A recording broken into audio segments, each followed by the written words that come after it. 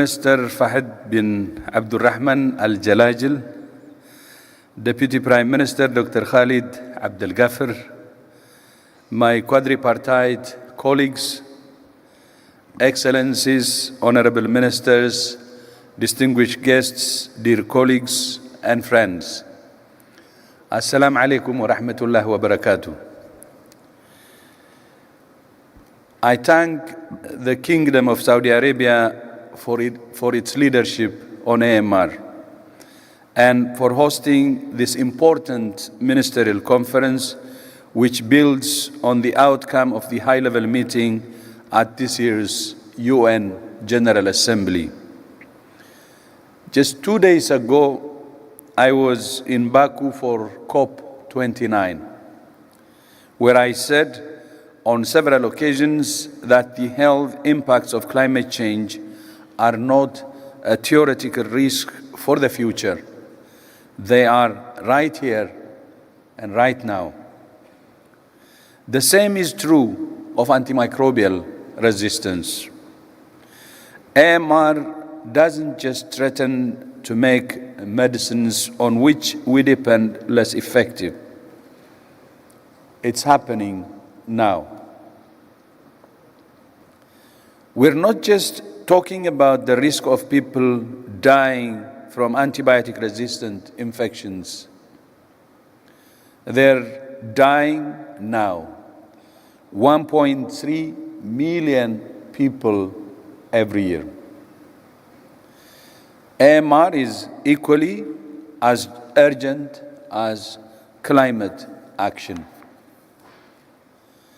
The political declaration agreed at the General Assembly set clear targets for prevention, diagnosis, treatment, and financing, which should ultimately reduce deaths from bacterial AMR by 10% by 2030.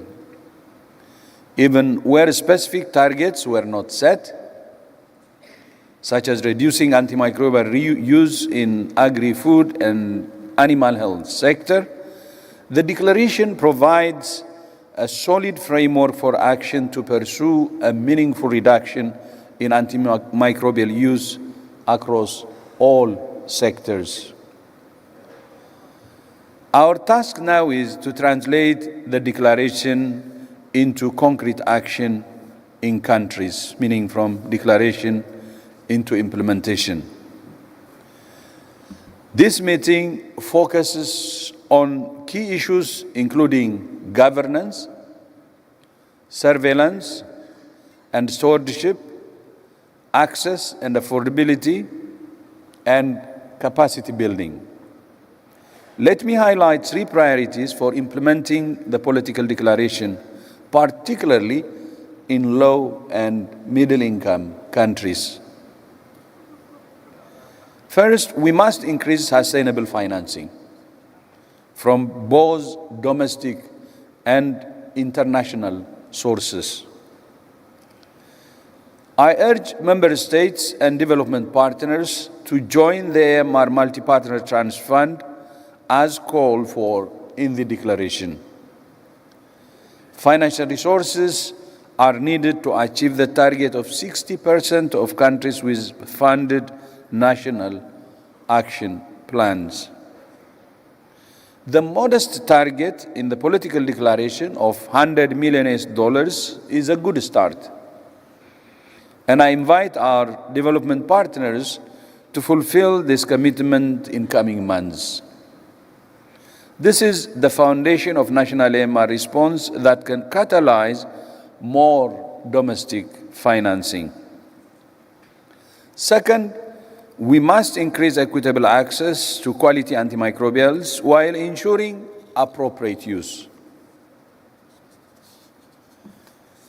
The irony of AMR is that it's driven by the inappropriate use of antimicrobials, and yet a large number of people also die because they can't access these medicines at all.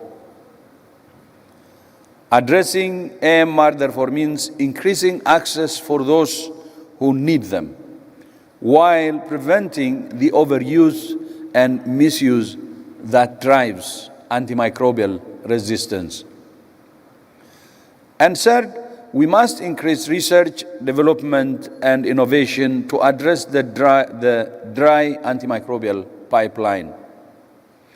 That includes efforts to improve access to new and existing antimicrobials, including through efforts such as SECURE, a global initiative being led by WHO and GARDP, the Global Antibiotic Research and Development Partnership.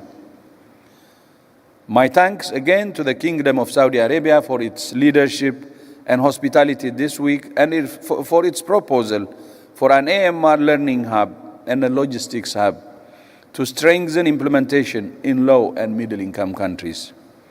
I look forward to the adaptation of the Jeddah commitments and to WHO's role alongside our quadripartite partners in supporting their implementation. Full support from WHO's side. As I said, the threat of AMR is right here and right now, but so the solutions. Together, let's seize this opportunity to accelerate action on AMR, commit to stronger collaboration, and protect the medicines to protect us. And finally, I would like to thank the Prime Minister of Barbados, Prime Minister Mia Mottley, who was very much committed and planning to come here, but she couldn't join us, but would like to recognize her leadership of the GLG, which is helping us to move the AMR agenda forward. So would appreciate it if you can give Prime Minister Mottley a round of applause for her excellent leadership. Thank you. She is not around, but her soul is around. Incredible commitment that I have never seen from a head of government. And it was her push that made also the declaration happen, including her ambassador. Thank you so much again. Shukran, jazilan, and all the best in our conference. Thank you.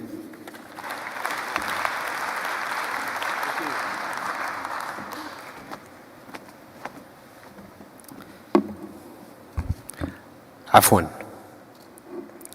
The threat